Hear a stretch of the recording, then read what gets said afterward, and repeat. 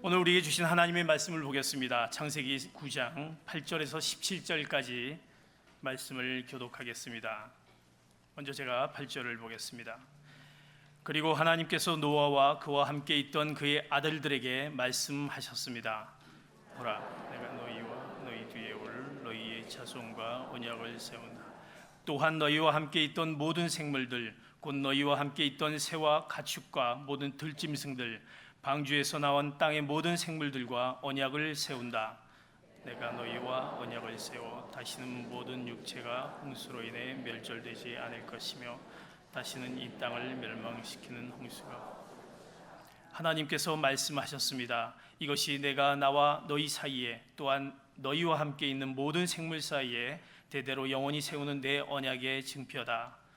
내가 구름 속에 내 무지개를 두었으니 그것이 나와 땅 사이에 세우는 언약의 표시가 될 것이다. 내가 땅 위에 구름을 일으켜서 그 속에 무지개가 나타날 때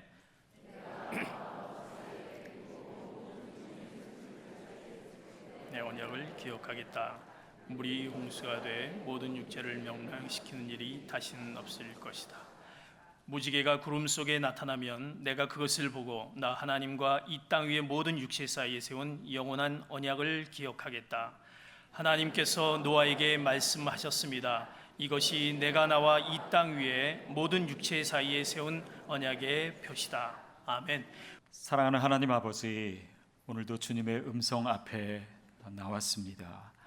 주님, 우리 귀에 더 가까이 말씀해 주시고 그것이 오늘 우리의 삶의 능력이 되게 하시고 우리의 세대와 다음 세대와 이 세상을 변화시키는 하나님의 능력 되게 하여 주옵소서. 예수님의 이름으로 기도하옵나이다. 아멘. 제가 오랜만에 저희 아들 얘기를 좀 하려고 합니다. 예전에도 말씀드렸지만 저희 아들을 가졌을 때 태명을 기대라고 하고, 왜냐하면 그때 하나님께서 저희에게 약속하시고 말씀하신 것들이 많았기 때문입니다. 근데 이제 키우다 보니까 기대랑 다른 것도 너무 많고 또 어쩔 때는 좀 실망스러울 때도 있고 그렇습니다. 지지난 주에인가요? 이렇게 그 큐티 말씀 중에 에베소서 5장 말씀에 잠자는 자들아 깨어나라 이런 구절이 있었고 5장 17절인가에 보면 지각 없는 자가 되지 마라 이런 구절이 있었습니다. 저희 아이가 이제 큐티를 했는데 적용을 어떻게 했나 나중에 보니까는 다음부터 학교에 지각을 하지 말아야겠다 이렇게 적어놓은 거예요. 그러니까 대충 읽은 거죠. 그래서 그냥 저희 부부가 웃으면서 제가 이번 주 설교 때 이 내용을 좀 얘기하고 싶은데 아들한테 허락을 구했어요. 얘기해도 되겠냐 그랬더니 좀 창피하지만 그래도 아빠 설교에 필요하면 해도 된다고 그래서 착하다고 얘기해 줬습니다. 아빠 설교를 위해서 이렇게 살신성인하는 모습이 기대 이상이라고 생각도 했습니다. 저는 여전히 저희 아이를 향한 하나님의 계획을 믿습니다. 하나님의 약속을 믿기 때문이죠. 이 아이가 똑똑해서가 아니라 또 뭐 착해서가 아니라 하나님께서 말씀하신 것은 그분이 이루시는 것을 제가 알기 때문에 그렇습니다. 그러면서 이 아이를 위해서 하나님의 약속이 그 삶에 이루어지기 위해서 내가 무엇을 도울 수 있을까 그런 생각도 하게 됩니다. 여러분, 오늘 우리가 읽은 본문은요, 하나님께서 노아와 노아의 가족 또 그 자손들에게 하시는 말씀입니다. 그 약속이 오늘 우리의 삶의 약속이 되기를 바랍니다. 우리 8절 9절 말씀 우리 같이 읽겠습니다. 시작. 그리고 하나님께서 노아와 그와 함께 있던 그의 아들들에게 말씀하셨습니다. 보라, 내가 너희와 너희 뒤에 올 너희의 자손과 언약을 세운다. 하나님께서 노아와 노아의 아들들과 그 자손들에게 말씀하신 것입니다. 약속하신 거예요. 현 세대와 다음 세대에 동일하게 동시에 약속하신 것이지요. 여러분, 여기에 굉장히 놀라운 영적인 비밀이 있습니다. 그것은 현 세대에 부흥이 있어야 다음 세대도 부흥이 일어난다는 거예요.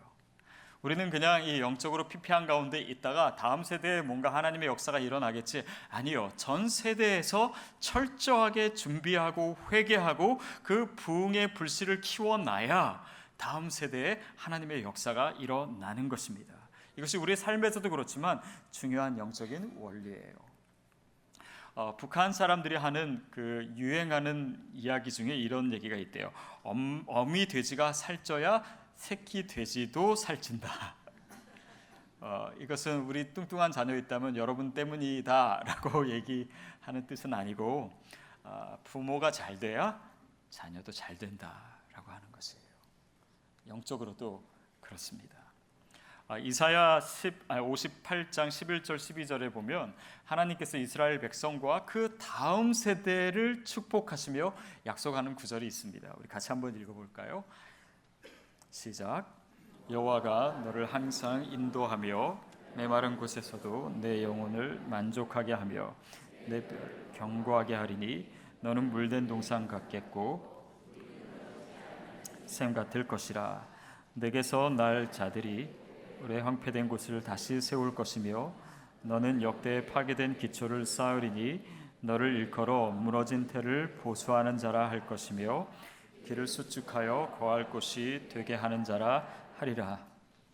하나님께서 이스라엘 백성을 축복하십니다.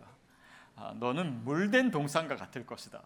그런 놀라운 축복의 말씀을 주시면서 그 다음 세대에게 약속을 주세요. 그것은 어떤 약속이냐면 너에게서 날 자들이, 너의 자녀들이 오래 황폐된 곳을 다시 세울 것이다. 파괴된 기초를 세울 거라고 하나님께서 그 자녀에게 축복하시며 약속하시는 것입니다. 저는 이것이 오늘 우리 세대에 우리에게 주시는 하나님의 약속인 줄 믿습니다. 여러분은 물된 동산과 같을 것이에요. 하나님의 놀라운 은혜와 축복이 넘치게 될 줄로 믿습니다. 그리고 그 은혜가 흘러 넘쳐서 우리 자녀들이 다시 한번 영적으로 일어서는 이 파괴된 세계를 다시 세우는 하나님의 역동적인 일꾼으로 세워질 줄 믿습니다. 여러분, 기성세대의 부흥 없이요 다음 세대의 부흥 없습니다. 이것이 긴밀하게 연결되어 있어요. 그래서 오늘 우리에게 부흥이 필요한 줄 믿습니다. 여러분, 차세대가 무너지는 이유, 기성세대가 무너졌기 때문입니다. 영적으로 우리가 나태해져 있었기 때문입니다. 그래서 여러분, 오늘 하나님께서 다음 세대를 부흥시키겠다, 다음 세대에 하나님의 놀라운 역사가 있겠다라고 하는 약속을 우리의 약속으로 받는다면 오늘 우리가 어떻게 살아야 될지, 어떤 마음을 가져야 될지, 어떤 기대를 가져야 될지 그것이 너무나 분명해지는 것입니다. 여러분, 오늘 우리의 삶에 하나님의 영적인 파도가 일게 되기를 축복합니다. 우리가 그것을 위해서 함께 모인 것이고 함께 기도하는 것이고 또 함께 예배하고 준비하는 것입니다. 10절 말씀, 10절 같이 읽겠습니다. 시작. 또한 너희와 함께 있던 모든 생물들 곧 너희와 함께 있던 새와 가축과 모든 들짐승들 방주에서 나온 땅의 모든 생물들과 언약을 세운다. 하나님께서 언약을 세우시고 약속을 하시는데요, 노아에게만이 아니고 노아 자녀들, 가족들뿐만 아니라 모든 동물들, 생물들과 언약을 맺으세요.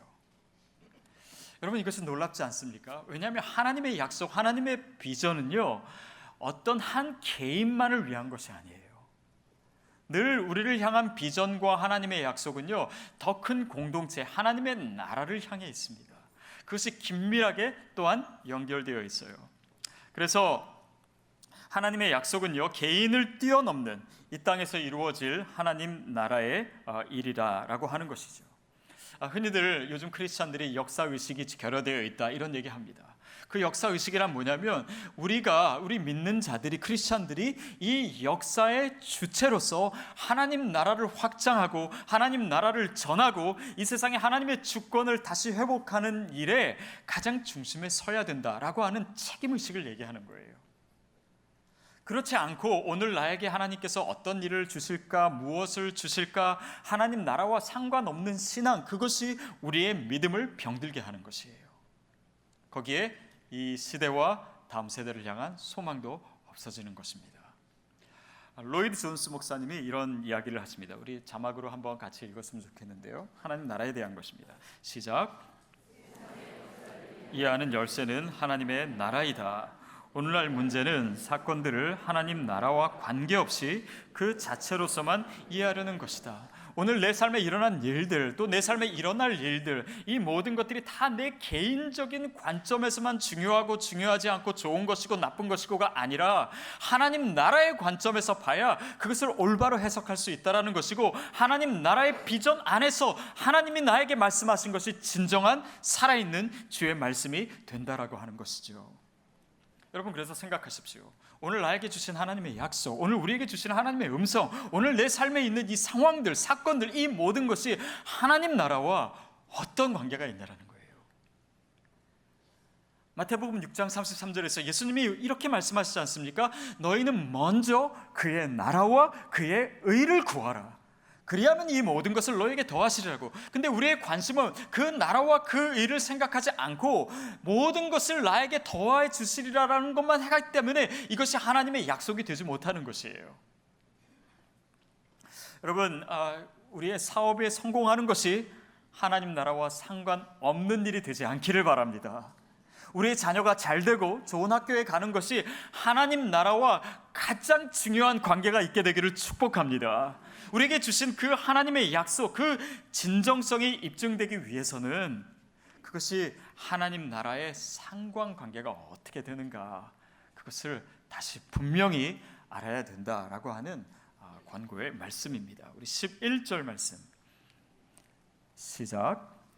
내가 너희와 언약을 세워 다시는 모든 육체가 홍수로 인해 멸절되지 않을 것이며 다시는 이 땅을 멸망시키는 홍수가 없을 것이다. 자, 하나님께서 약속하신데 그 약속의 내용이 뭐냐면 다시는 내가 홍수로, 물로써 너희를 멸망시키지 않겠다라고 하셨어요. 그러면 이 약속을 받은 사람들은 어떻게 생각할까요? 그러면 하나님께서 물로, 홍수로 멸망시키지 않으시면 사람은 계속 악하니까, 죄를 지으니까 불로 하시겠네? 저는 근데 그 말에 과연 의미가 있을까 싶어요. 아니, 전에는 몽둥이로 때렸지만 이제는 회초리로 때리겠다. 그게 맞는 사람한테 뭐 그렇게, 물론 뭐 조금 차이는 있겠지만 의미상 차이는 없는 것입니다. 불로 하시든 물로 하시든 그 방법상의 차이가 아니라 이 본문이 얘기하는 의도는 다른 곳에 있어요. 여러분, 사람이요, 사고를 당하거나 뭔가 힘든 일을 경험하면 트라우마라고 하는 것이 생길 수 있습니다. 외상후 스트레스 장애라고 하는 것인데, 예를 들면 뭐 어렸을 때 뭐 교통사고를 당했거나 한 사람은 커서도 운전하기가 너무 두려워서 운전을 못 한다든지, 아니면 뭐 엘리베이터 같은 데 갇힌 경험이 있는 사람은 뭐 폐소 공포증을 갖게 된다든지, 뭐 이런 트라우마를 얘기하는 것입니다.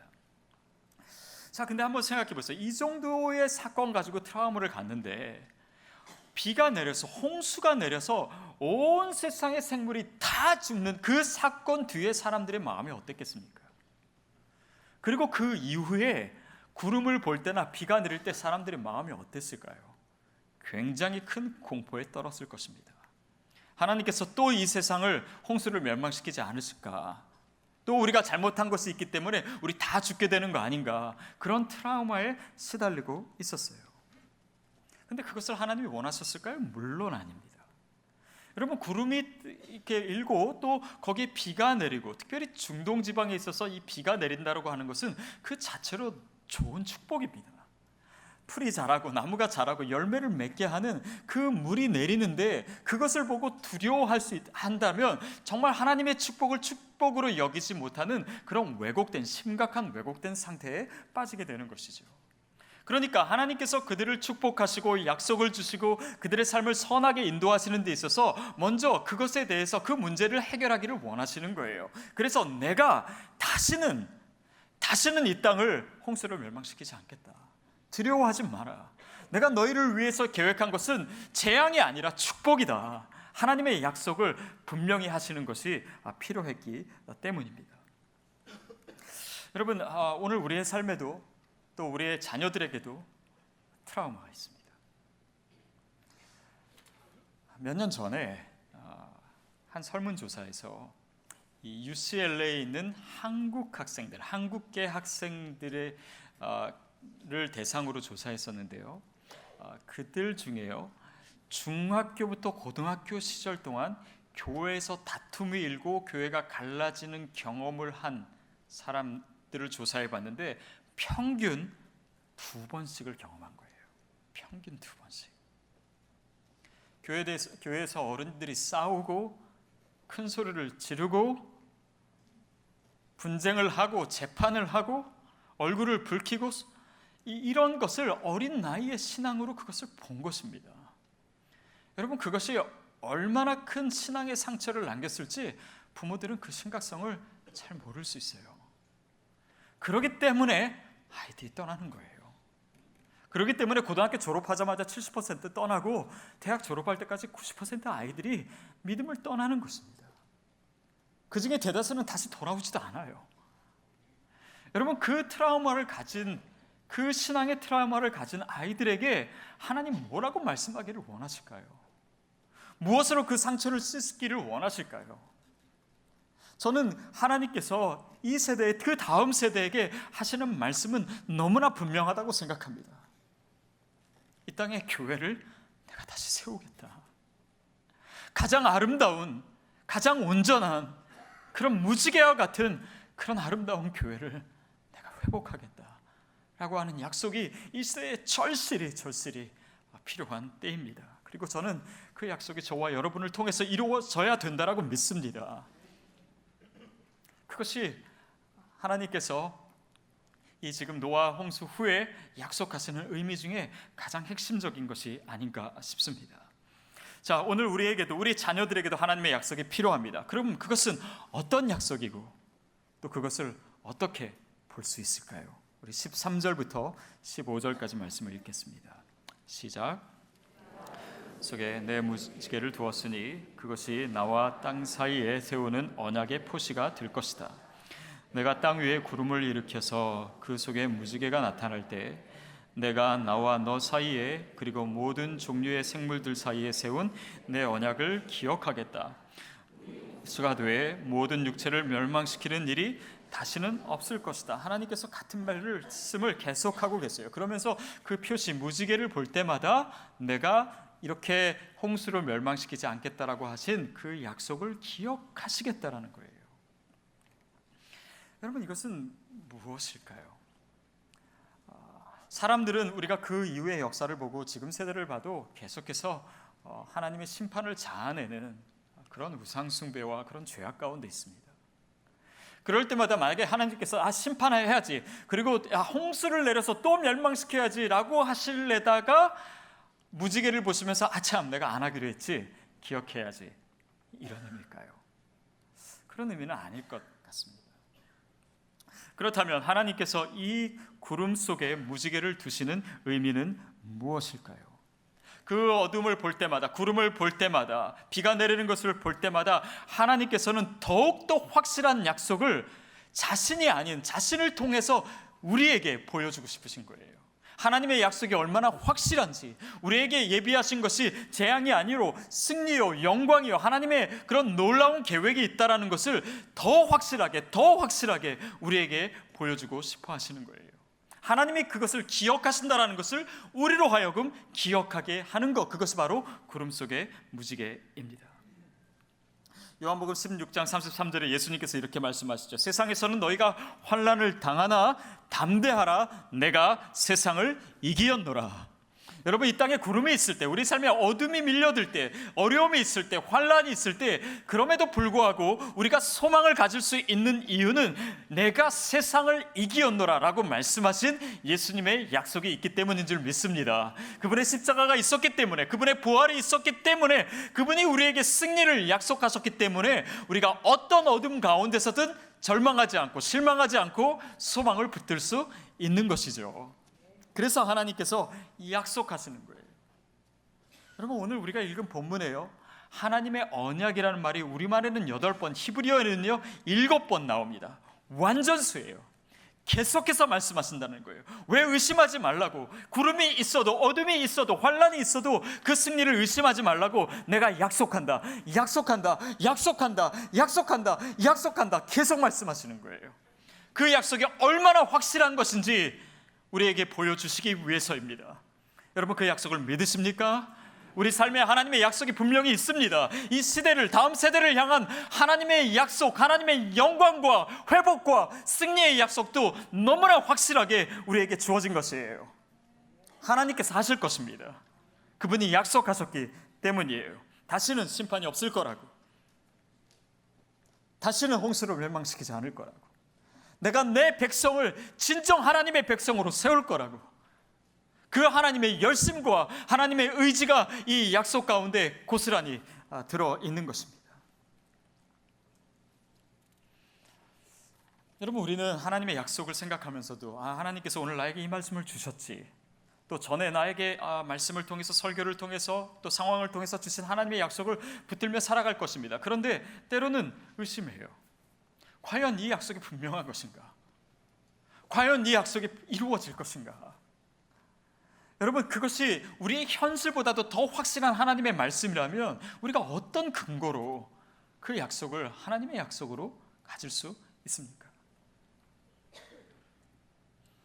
여러분, 그런데 우리가 그냥 무턱대고 그 약속을 믿는 것이 아니라 우리의 소망의 근거에 대해서 분명히 말할 수 있어야 돼요.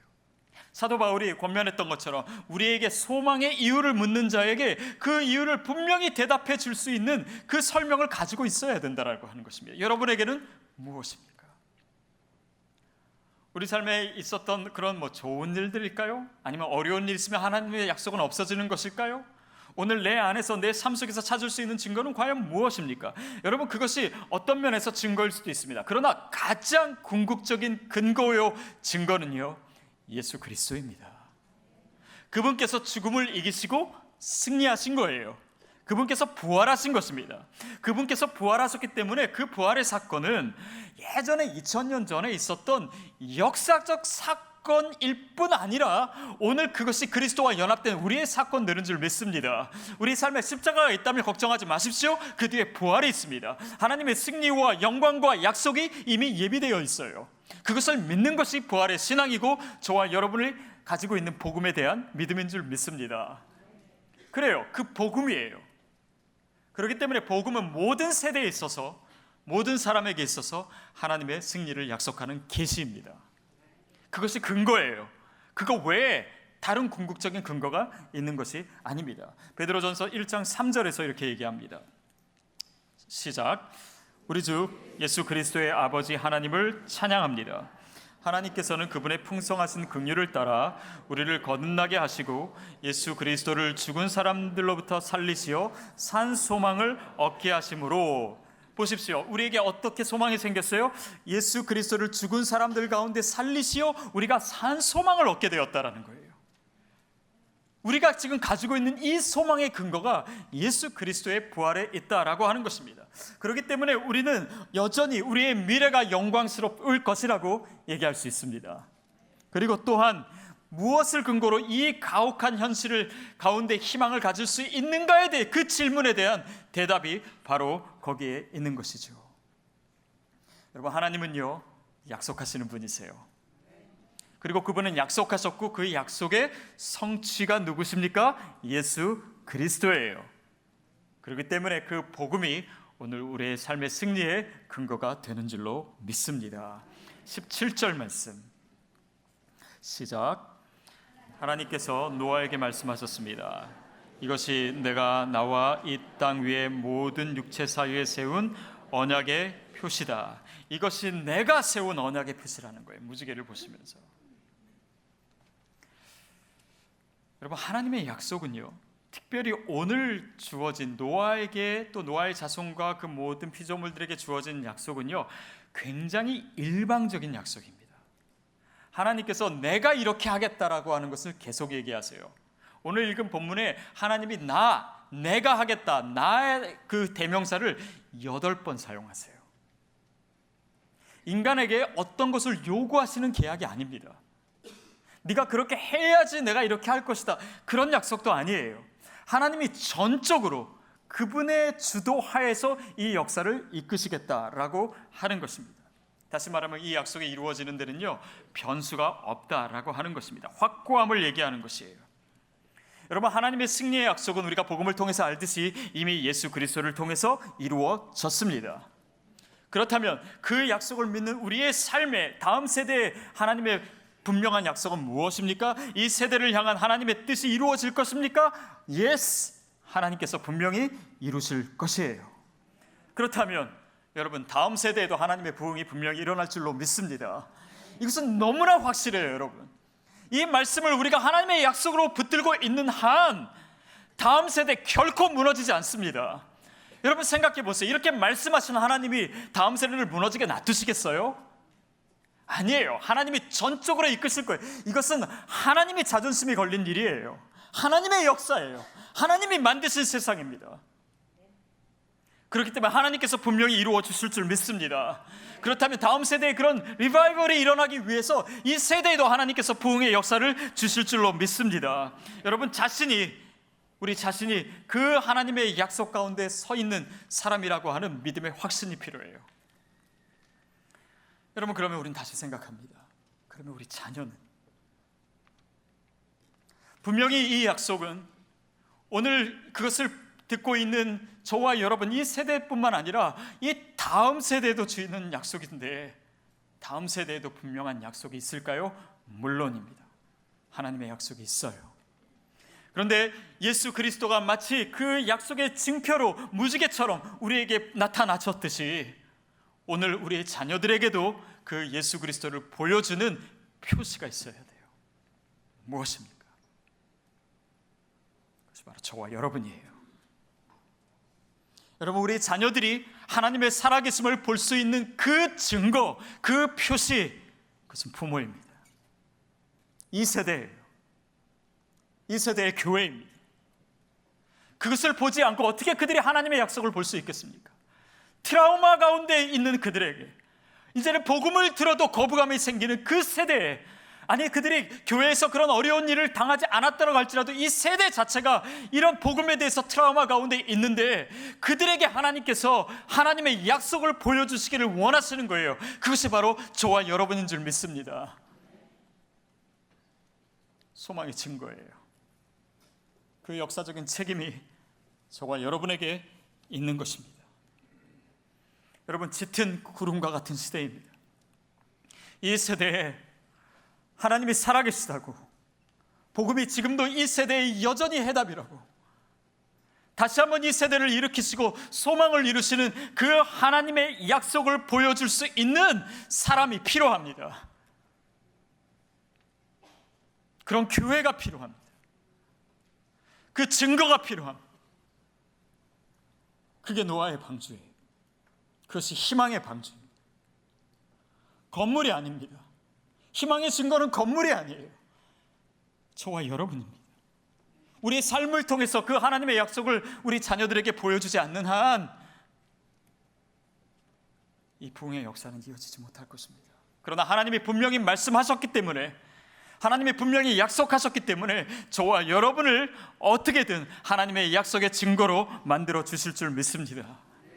이 구름과 같이 어두운 세대, 또 그 세대를 살아갈 우리 자녀들에게 가장 선명하고 가장 분명하고 가장 아름다운 하나님의 약속을 보여줄 수 있는 저와 여러분이 되기를 축복합니다.